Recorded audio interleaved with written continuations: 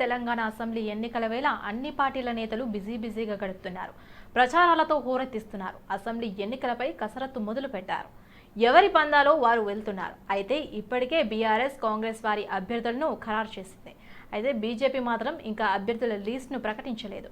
ఇందులో భాగంగానే అధిష్టానం పిలుపు మేరకు బీజేపీ నేతలు ఢిల్లీ బాట పట్టారు.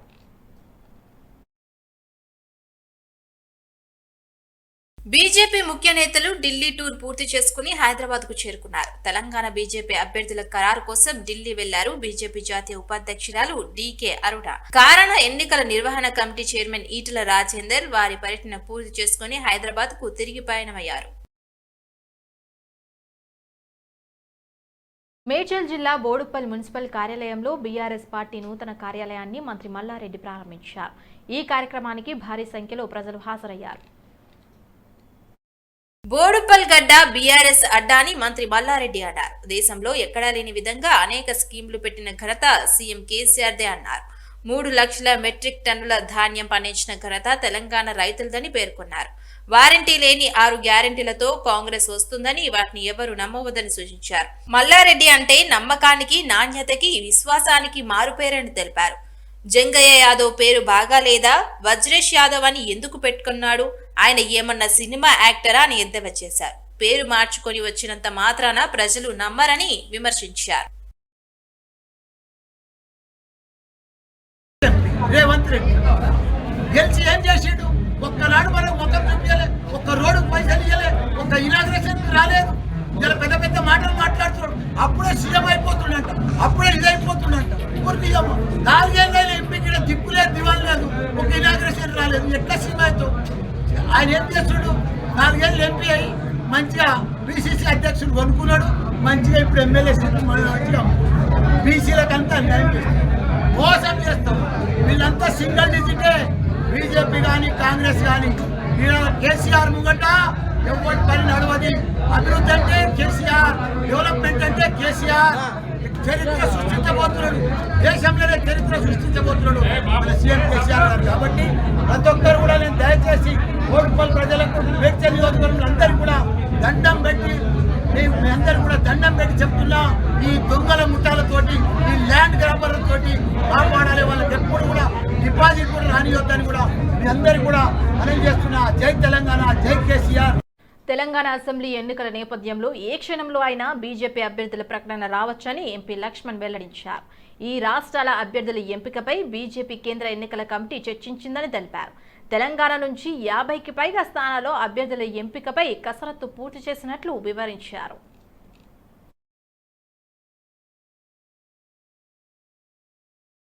అభ్యర్థుల ఎంపికలో మాకు సామాజిక న్యాయం పాటిస్తుందని సీట్ల కేటాయింపులో మహిళలు, బీసీలకు పెద్దపీట వేశామన్నారు.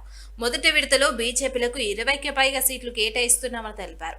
మహిళా రిజర్వేషన్ కు సంబంధించి ఢిల్లీలో ఎమ్మెల్సీ కవిత ధర్నాలు చేశారు. కానీ మహిళలకు బీఆర్ఎస్ సీట్లు కేటాయించలేదు. కాంగ్రెస్, బీఆర్ఎస్ బీసీలను పట్టించుకోవడం లేదన్నారు. రాజాసింగ్ సస్పెన్షన్ పోటీ అంశాన్ని అధిష్టానం పరిశీలిస్తోందని ఎంపీ లక్ష్మణ్ తెలిపారు.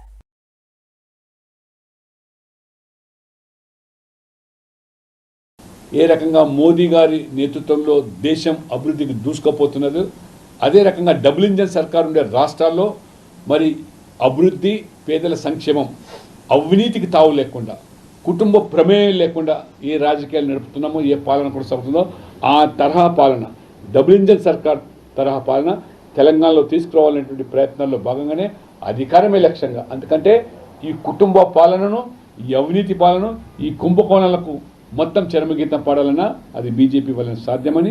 ఎందుకంటే కాంగ్రెస్, బీఆర్ఎస్, మజ్లిస్ ఇవి ఒక గూటి పక్షులు. కేంద్రంలో నరేంద్ర మోడీ గారిని ఎదుర్కోవడానికి కాంగ్రెస్ అన్ని పార్టీలను ఏకం చేస్తుంటే విపక్ష కూటమిలో బీఆర్ఎస్ కూడా వారు రహస్య ఒప్పందం చేసుకొని ఎన్నికల తర్వాత మరి జాతీయ స్థాయిలో కూడా ఆ విపక్ష కూటమిలకి బీఆర్ఎస్ తీసుకొచ్చేటి మరి ఢిల్లీలో మంతనాలు జరిగినాయి. మరి కేసీఆర్ గారు ఏ రకంగా కర్ణాటకలో కాంగ్రెస్ గెలుపు కోసం ప్రయత్నం చేశారో ఇవాళ ప్రభుత్వ వ్యతిరేక ఓట్లలో చీలిక తీసుకురావడానికి ఇవాళ కాంగ్రెస్ పార్టీని జాకి పెట్టి లేపే ప్రయత్నం చేస్తున్నాం. అవసరమైన మేరకు ఆర్థిక సహాయం కూడా ఇవాళ బాహాటంగా చేస్తున్నాం. కాబట్టి ఇప్పటికైనా కేటీఆర్ గారు గమనించాలి. నిజంగా మీరు ఎన్నికల్లో 2 పర్యాయాలు ఇచ్చిన హామీలు ఏమిటి, ఇవాళ ఎందుకు అమలు చేయలేదు కొత్త హామీలతో మరొకసారి ప్రజలు ఎందుకు మోసం చేస్తా ఉన్నారని. గొప్ప త్యాగం నుంచే గొప్ప విజయం లభిస్తుందని తెలంగాణ డీజీపీ అంజనీ కుమార్ అన్నారు. పోలీస్ అమరవీరుల సంస్మరణ దినోత్సవం సందర్భంగా ఆయన వీడియో సందేశం ఇచ్చారు. పోలీస్ అమరవీరుల దినోత్సవానికి ఒక ప్రాముఖ్యత ఉందన్నారు. భారత్ చైనా సరిహద్దుల్లో 1959 అక్టోబర్ 21న 10 మంది సిఆర్పి పోలీసులు దేశ రక్షణ కోసం ప్రాణాలు అర్పించారని గుర్తు చేశారు. అదే సమయంలో దేశవ్యాప్తంగా తమ విధి నిర్వహణలో 189 మంది పోలీసులు ప్రాణత్యాగం చేశారని తెలిపారు. వారందరికీ సగర్వంగా వందనం చేస్తున్నట్లు తెలిపారు. హైదరాబాద్ గోషామహల్ మైదానంలో జరిగిన పోలీస్ అమరవీరుల సంస్మరణ దినోత్సవంలో డీజీపీ అంజనీ కుమార్, సిపిలు, పోలీసు ఉన్నతాధికారులు పాల్గొన్నారు. పోలీస్ సేవలో తెలంగాణ ముందుందని అంజనీ కుమార్ తెలిపారు. భరోసా కేంద్రాలు దేశానికి ఆదర్శంగా మారాయన్నారు. అత్యధిక సీసీ కెమెరాలు ఉన్న రాష్ట్రంగా తెలంగాణ అని రాష్ట్రంలో క్రైమ్ రేట్ తగ్గుతూ వస్తుందని తెలిపారు. మహిళలు, చిన్నారుల భద్రతకు అధిక ప్రాధాన్యం ఇస్తున్నట్లు వెల్లడించారు.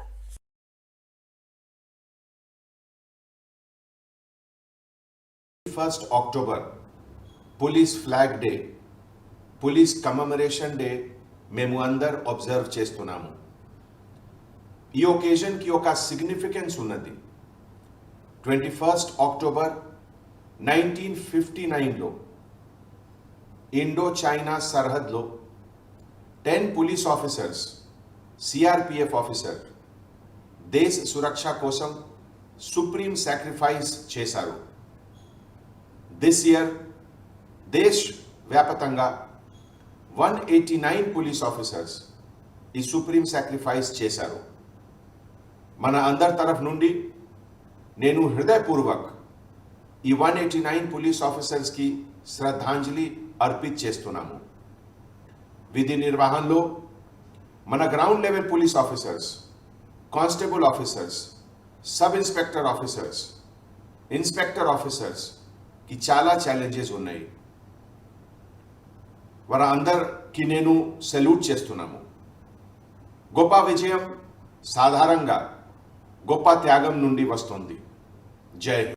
పోలీస్ అమరవీరుల సంస్మరణ దినోత్సవం సందర్భంగా అమరవీరుల సేవలను స్మరిస్తూ Cyberabad CP Stephen Ravindra Cyberabad police కమిషనరేట్లోని అమరవీరుల స్మారక స్తూపానికి ఘన నివాళులర్పించారు.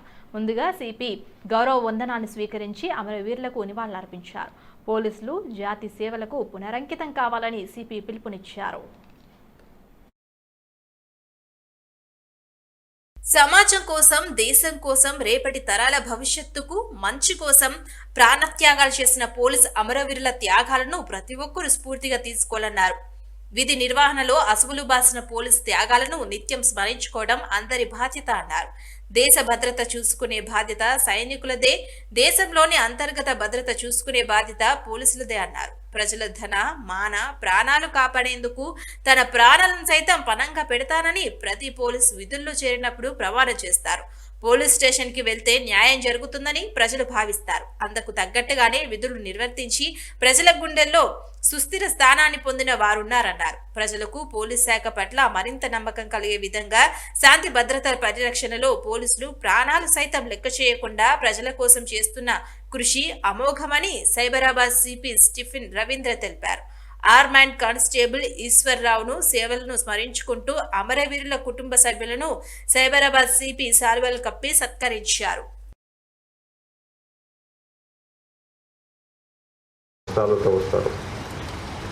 మరి పోలీస్ స్టేషన్ వచ్చిన ప్రతి పౌరుడికి మనం కూడా న్యాయం కలిగించే విధంగా విధి నిర్వహణ చేసి ఎప్పటికప్పుడు ప్రజల గుండెల్లో సుస్థిర స్థానము మనము సంపాదించుకునే విధంగా మనము విధులు నిర్వర్తించాలి. 1859వ సంవత్సరం మనకి లదాఖ్ ప్రాంతంలోని సిఆర్పిఎఫ్ జవాన్లు చైనా సైన్యం మీద పోరాడి వాళ్ళు ప్రాణాలు త్యాగం చేశారు. మరి ఆ స్ఫూర్తినే మనము స్మరించుకుంటూ ప్రతి సంవత్సరం మనము ఈ కమెమరేషన్ పరేడ్ అన్నది మనము చేసుకుంటా ఉన్నాము. మరి అమరవీరుల కుటుంబాలకి ఎప్పుడు పోలీస్ డిపార్ట్మెంట్, పోలీస్ సిబ్బంది ఎప్పుడు మీ అండగా ఉంటుంది. మీకు ఏ సమస్య వచ్చినా మేము ముందుండి మీ సమస్యలు తీర్చడానికి, మీ కష్ట నష్టాల్లో కూడా మేము పాలు పంచుకుని విధి నిర్వహణలో ఎప్పుడు ప్రజల సేవలో ముందుండి మనం విధి నిర్వహిస్తామని ఆశిస్తూ మరి ఈ పరేడ్లోని పాల్గొంటున్న ప్రతి సిబ్బంది కూడా అభినందనలు.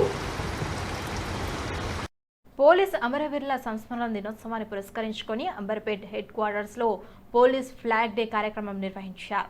ఈ కార్యక్రమంలో Rachakonda police commissioner DS Chauhan పాల్గొన్నారు.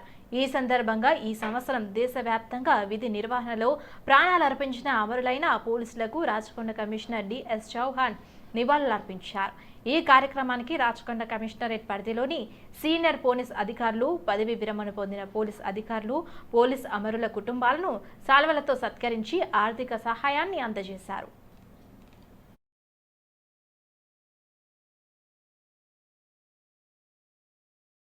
విధి నిర్వహణలో అమరులైన పోలీసులను స్మరించుకుంటూ దేశవ్యాప్తంగా ఫ్లాగ్ డే నిర్వహించడం జరుగుతుందన్నారు. దాంట్లో భాగంగానే రాచకొండ కమిషనర్ పరిధిలో పోలీస్ పెరేడ్ నిర్వహించడం జరిగిందని, విధి నిర్వహణలో దేశవ్యాప్తంగా తెలంగాణ పోలీస్ ప్రథమ స్థానంలో ఉందని గుర్తు చేశారు.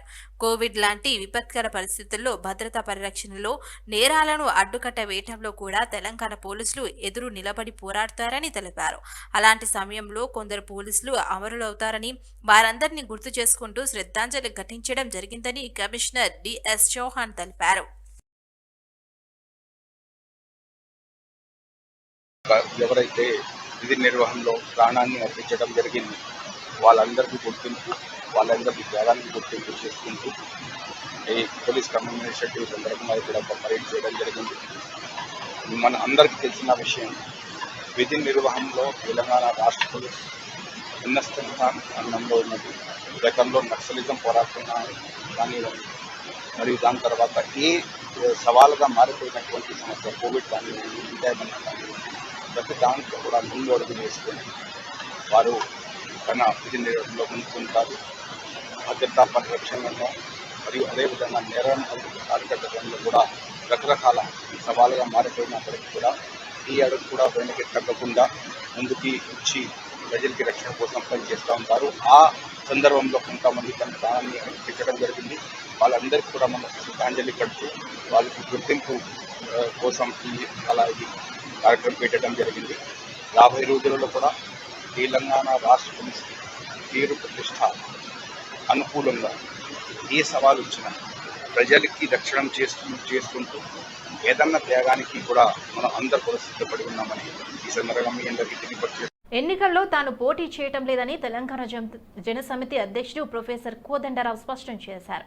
మహబూబాబాద్ జిల్లా కేంద్రంలోని సిపిఎం కార్యాలయంలో రాష్ట్ర ప్రభుత్వ 10 ఏళ్ల పాలన, ప్రజల ఆకాంక్షలు, పౌర సామాజిక కర్తవ్యాలు అనే అంశాలపై నిర్వహించిన సదస్సుకు ఆయన ముఖ్య అతిథిగా హాజరయ్యారు. అధికారాన్ని అడ్డం పెట్టుకుని వనరులను కొల్లగొట్టి రాష్ట్రాన్ని అప్పులపాలు చేసిన ప్రభుత్వం ఇదేనని కోదండరాం ఆక్షేపించారు. ఇలాంటి పాలన అంతం కాకపోతే తెలంగాణ పురో అభివృద్ధి జరగదని విమర్శించారు. బీఆర్ఎస్ తెలంగాణ ప్రజలకు భారంగా, రాష్ట్ర అభివృద్ధికి ఆటంకంగా మారిందని కోదండరాం ఆరోపించారు. అధికారాన్ని అడ్డం పెట్టుకొని వనరులను కొల్లగొట్టి ఇవాళ రాష్ట్రాన్ని పూర్తిగా అప్పులపాలు చేసిన ప్రభుత్వం ఇది. రెండోది ఏం చేస్తున్నారు? విపరీతమైన నిర్బంధ ప్రయోగం. మూడవది డబ్బు, మద్యం ఆధారం చేసుకొని ఎన్నికల్లో గెలవటానికి ఒక ఎత్తుగడలు. ఇంతకాలం మనం విడివిడిగా చేసిన పోరాటం ఒక ఎత్తు అయితే, ఎన్నికల సమయం వచ్చేసరికి అందరం ఒకటై ఒక తాటి మీదకి వచ్చి ఈ నిరంకుశ పాలనను అంతమొందించడానికి అందరం కూడా పూనుకోవలసిన అవసరం ఏర్పడుతున్నది. సమస్య లేని ఒక్క వ్యక్తి కూడా లేడియాల. బహుశా కేసీఆర్ వెంట ఉన్నటువంటి గుప్పెడు మంది కాంట్రాక్టర్లు, కార్పొరేట్ వ్యవస్థలు, ఆయన కుటుంబం తప్ప అందరికీ సమస్యలే ఉన్నాయి. కాబట్టి అందరము ఒకటవుదాం. ప్రవళికది ఆమె నిరుద్యోగమే ఆమె చావుకు కారణం. మనిషి జీవితం అనేది సమగ్రంగా చూడాలి. ఆమె మీద బురద తల్లి ఆమె వ్యక్తిత్వాన్ని దెబ్బతీసి వాళ్ళు ఇవాళ ఆమె జీవితంతో కేవలము తమ యొక్క రాజకీయ పరపతి కోసం బలి ఇవ్వటం ఎంత మేర కరెక్ట్ అని చెప్పి నేను ఇవాళ చాలా సీరియస్గా అడుగుతున్నా. ఆమె జీవితం సాక్ష్యంగా ఉంది. ఆమె రాసిన ఉత్తరంలో నిజంగా ఒక అబ్బాయితోని ప్రేమ వైఫల్యం అయితే పేర్లు రాస్తారు కదా. నేను నిలబడను ప్రతి ఒకవైపు అభివృద్ధి, మరోవైపు సంక్షేమ పథకాలను ప్రజలకు అందించిన CM KCR MLA Madhavaram Krishnarao hat trick విజయం సాధిస్తారని బీఆర్ఎస్ ఎస్సీఎల్ అధ్యక్షుడు బొట్టు విష్ణు అన్నారు. కుక్కట్పల్లి నియోజకవర్గంలోని ప్రశాంత్ నగర్ వరసిద్ధి వినాయక ఆలయంలో ఎస్సీఎల్ అధ్యక్షులు బొట్టు విష్ణు ఆధ్వర్యంలో చండీ హోమం, రాజ్యశామల హోమం నిర్వహించారు. ఈ కార్యక్రమంలో బీఆర్ఎస్ పార్టీ అభ్యర్థి ఎమ్మెల్యే మాధవరం కృష్ణారావు పాల్గొన్నారు. కుక్కట్పల్లి నియోజకవర్గాన్ని అన్ని విధాలుగా అభివృద్ధి చేసి సంక్షేమ పథకాలను ప్రజలకు అందిస్తూ కుక్కట్పల్లి ప్రజల కష్టాలను సుఖాలను తెలుసుకునే నాయకుడు ఎమ్మెల్యే మాధవరం కృష్ణారావు అని బొట్టు విష్ణు అన్నారు. తెలంగాణ రాష్ట్రానికి హ్యాట్రిక్ ముఖ్యమంత్రిగా కేసీఆర్ ఉండాలని హోమంలో నిర్వహించామని ఆయన వెల్లడించారు. కుక్కట్పల్లి నియోజకవర్గంలో ప్రస్తుతానికి 2 సార్లు ఎమ్మెల్యేగా గెలిచిన మాధవరం కృష్ణారావు కుక్కట్పల్లి నియోజక అభివృద్ధి ప్రదాత గారు ఇప్పుడు వచ్చే ఎన్నికల్లో 3వసారి ముచ్చటగా ఘన విజయంతో సాధించాలని దేవి శరణ నవరాత్రుల సందర్భంగా దుర్గాదేవి అవతారం రోజు చండీ హోమము, రాజశ్యామల హోమం చేయించడం జరిగింది. అలాగనే తెలంగాణ బంగారు తెలంగాణ దిశగా అడుగులేస్తున్న కేసీఆర్ గారు 3వసారి ముచ్చటగా సీఎం కావాలని కోరుతూ ఇలా యాగం చేయించడం జరిగింది. కుక్కట్పల్లి నియోజకవర్గాలకి అందరికీ అభివృద్ధి ప్రదంలో నడిపిస్తున్నటువంటి ఏకైక ఎమ్మెల్యే మాధవరం కృష్ణారావు గారు 3వసారి కూడా విజయం సాధించాలని, అత్యధిక మెజారిటీతో గెలుపొందాలని కోరుతూ వారి ఆశీస్సులు ఈ నియోజకవర్గానికి ఎప్పుడు ఉండాలని చెప్పి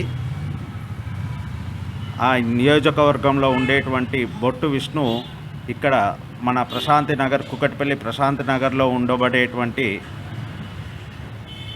వరసిద్ధి వినాయక సహిత లలితా త్రిపుర సుందరి దేవాలయంలో ఈరోజు దుర్గా అమ్మవారి అవతారం కావున దుర్గా హోమము మరియు రాజశ్యామల చండీ యాగము బొట్టు విష్ణు ఆధ్వర్యంలో జరిపించడం జరిగినది. కావున ఈ కార్యక్రమానికి మాధవరం కృష్ణారావు. హైదరాబాద్లో పోలీసుల తనిఖీల్లో భారీగా నగదు పట్టుబడుతోంది. ఇప్పటికే కోట్ల రూపాయల నగదును పోలీసులు పట్టుకున్నారు. తాజాగా మరోసారి పెద్ద మొత్తంలో నగదు పట్టుబడటం కలకలం రేపింది. ఏఎంఆర్ సంస్థకు చెందిన మహేష్ రెడ్డి నుంచి 3 కోట్ల నగదు స్వాధీనం చేసుకున్నారు పోలీసులు.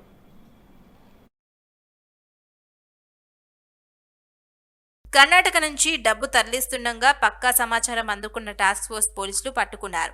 కర్ణాటక కీలక నేతలకు ఏఎంఆర్ సంస్థకు చెందిన మహేష్ రెడ్డి ఉన్నట్టు పోలీసులు అనుమానిస్తున్నారు. స్వాధీనం చేసుకున్న 3 కోట్ల నగదును ఐటీ శాఖకు అప్పగించారు. ఏఎంఆర్ సంస్థ ఆఫీసులు, మహేష్ రెడ్డి నివాసాల్లో ఐటీ శాఖ అధికారులు తనిఖీలు చేపట్టారు.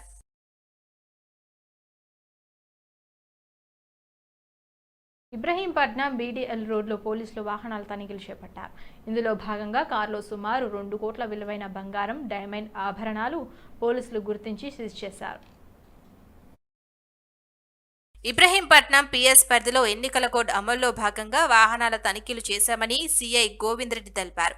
బీడీఎల్ రోడ్డుపై ఎస్ఐ రామకృష్ణ సిబ్బంది తనిఖీలు నిర్వహించారన్నారు. ఈ తనిఖీలలో భారీ మొత్తంలో బంగారం పట్టుబడిందని, వాటిని సీజ్ చేశామని సీఐ గోవింద్ రెడ్డి తెలిపారు. సీజ్ చేసిన బంగారం ఎన్నికల రిటర్నింగ్ అధికారికి అప్పజెప్పినట్లు వెల్లడించారు.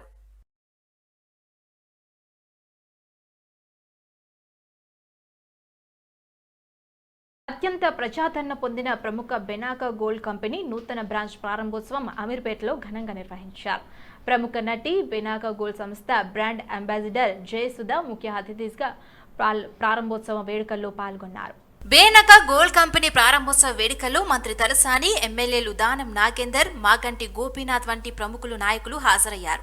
బెంగళూరు ప్రధాన కేంద్రంగా మొదలైన బేనాక గోల్డ్ సంస్థ అతి తక్కువ కాలంలోనే విశేష ప్రజాదరణ పొందిందని ఎండీ భరత్ కుమార్ అన్నారు. అదేవిధంగా తమిళనాడు, ఆంధ్రప్రదేశ్, తెలంగాణలో కూడా తమ వ్యాపారాన్ని విస్తరింపజేయాలనుకున్నట్లు సంస్థ వ్యవస్థాపకులు భరత్ కుమార్ తెలిపారు.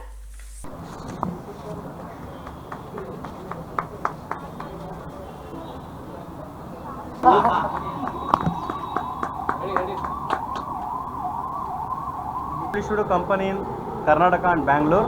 It's time for Telangana and Andhra Pradesh. We are movable for it's a good city. I'm coming to here for establishment of our business, and also we do introduce our brand ambassador Jai Sudha madam. Banaka Group gold company ki nenu add cheyadam chaala happy undi, and adi kuda one of my favorites actors Jai Sudha ma'am to cheyadam I'm feeling very so honored. మళ్ళీ ఇంకా మేడంతో కలిసి work చేయాలనుకుంటాను through Banaka group of industries. Thank you wonderful for giving this wonderful opportunity. అంటే ఇది more of lending.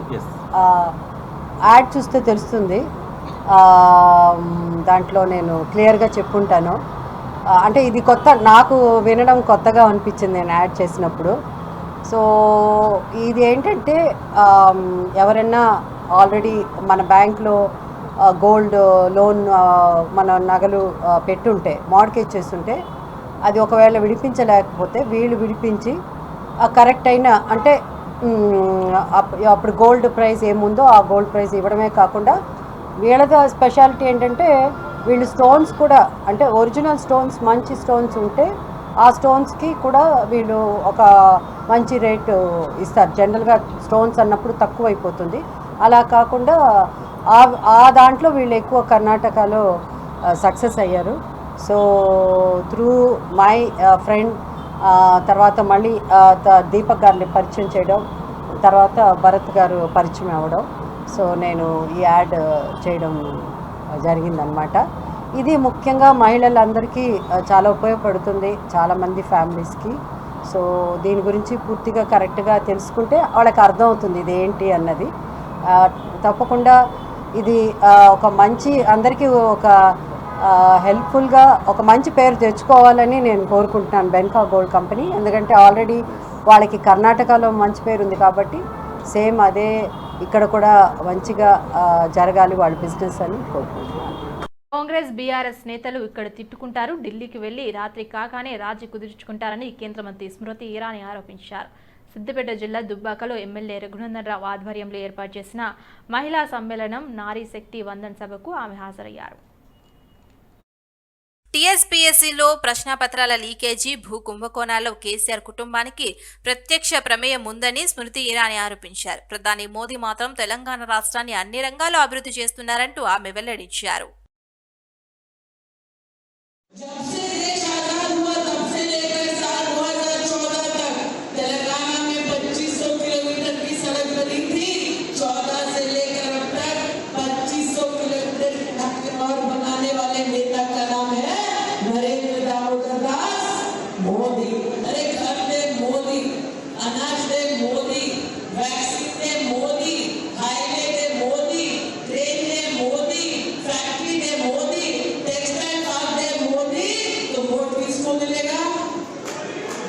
ఉపాధ్యాయ నియామకాల్లో మహిళలకు సమాంతర రిజర్వేషన్లు అమలు చేయాలని హైకోర్టు ఆదేశించింది.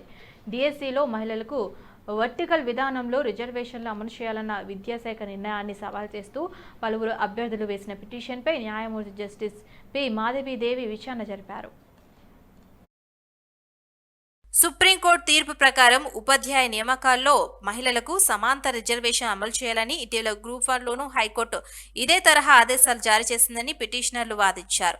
వాదనలు విన్న న్యాయస్థానం సమాంతర రిజర్వేషన్లే అమలు చేయాలని మధ్యంతర ఉత్తర్వులు జారీ చేసింది. అయితే పూర్తి వివరాలతో కౌంటర్లు దాఖలు చేయాలని ఆదేశిస్తూ విచారణను నవంబర్ 15కి వాయిదా వేసింది. దసరా రద్దీ పోటెత్తింది. రైల్వే స్టేషన్లు, బస్ స్టేషన్లు, నగర శివారు కూడల్లో ప్రయాణికుల రద్దీ నెలకొంది. హైదరాబాద్ నుంచి వివిధ ప్రాంతాలకు బయలుదేరే రైళ్లు, బస్సులు కిక్కిరిశాయి. సొంత వాహనాలపైన నగరవాసులు పెద్ద సంఖ్యలో బయలుదేరి వెళ్లారు. సద్దుల బతుకమ్మ దసరా పండుగ నేపథ్యంలో సొంతూరు బాట పట్టారు. ఇక తెలుగు రాష్ట్రాల్లోని వివిధ ప్రాంతాలకు వెళ్లే ప్రయాణికులతో మహాత్మా గాంధీ జూబ్లీ బస్ స్టేషన్ల వద్ద పెద్ద ఎత్తున రద్దీ కనిపించింది. ఉప్పల్, ఎల్బీనగర్, మెహిదీపట్నం తదితర ప్రాంతాల్లో జిల్లాలకు వెళ్లే బస్సులు కిక్కిరిసి బయలుదేరాయి. దసరా ప్రయాణికుల రద్దీని దృష్టిలో ఉంచుకొని ఆర్టీసీ 5,250కి పైగా బస్సులు నడిపేందుకు ప్రణాళికను రూపొందించింది. ఇక రోజువారీ రాకపోకలకు సాగించే సుమారు 3,500 బస్సులతో పాటు ఇప్పటి వరకు 1,700కు పైగా బస్సులను అదనంగా నడిపినట్లు ఆర్టీసీ అధికారులు తెలిపారు. మరో 3 రోజుల పాటు ప్రయాణికుల రద్దీ కొనసాగనుంది. నాంపల్లి, సికింద్రాబాద్, కాచిగూడ నుంచి వివిధ ప్రాంతాలకు బయలుదేరే రైళ్లు కూడా కిటకిటలాడాయి. ఇక రెగ్యులర్ రైళ్లలో చాలా రోజుల క్రితమే రిజర్వేషన్లు బుక్ కావడంతో చాలా మంది జనరల్ బోగీలను ఆశ్రయించారు. దీంతో దూర ప్రాంతాలకు వెళ్లే సాధారణ బోగీలు సైతం ప్రయాణికులతో నిండిపోయాయి. సాధారణంగా ప్రతిరోజు సుమారు 80 ఎక్స్ప్రెస్ రైళ్లు హైదరాబాద్ నుంచి వివిధ ప్రాంతాలకు రాకపోకలు సాగిస్తున్నాయి.